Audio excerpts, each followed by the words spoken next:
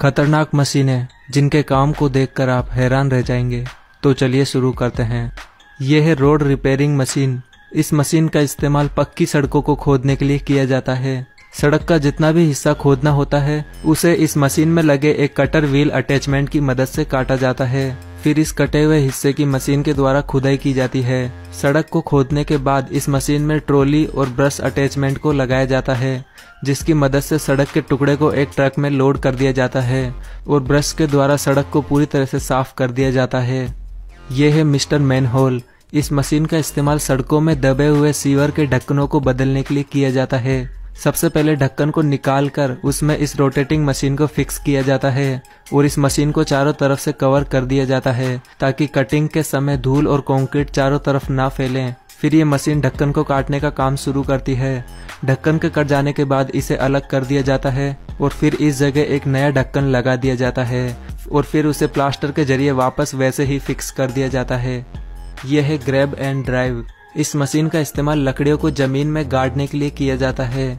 इस मशीन के द्वारा आगे से नुकीली की गई लकड़ियों को उठाया जाता है और फिर उसे प्रेशर के जरिए जमीन में डाल दिया जाता है। इस तरह लकड़ियों को लगातार लाइन वाइज जमीन में गाड़ते हुए खेतों के लिए बॉर्डर बनाई जाती है। यह है जिपर ट्रक। इस स्पेशल ट्रक का इस्तेमाल टनल बनाने के लिए किया जाता है। जहां भी टनल बनाना होता है सबसे पहले वहां इस ट्रक को खड़ा किया जाता है और उस पर कंक्रीट ब्लॉक्स को बिछाना शुरू किया जाता है। जैसे ही कंक्रीट ब्लॉक्स मिलकर पूरी तरह से इस ट्रक को कवर कर देते हैं, उसके बाद इस ट्रक को हल्के से थोड़ा आगे चला दिया जाता है और यही प्रोसेस बार बार दोहराई जाती है। इस ट्रक के ऊपर छोटे छोटे टायर लगाए गए हैं जिससे ये काफी आसानी से टनल से बाहर निकल आता है। ये है प्लास्टर स्प्रे मशीन। ये एक काफी एडवांस मशीन है जिसका इस्तेमाल दीवारों पर प्लास्टर को स्प्रे करने के लिए किया जाता है। इस स्प्रे मशीन से किया हुआ प्लास्टर काफी मजबूती और तेजी के साथ दीवारों पर लगता है।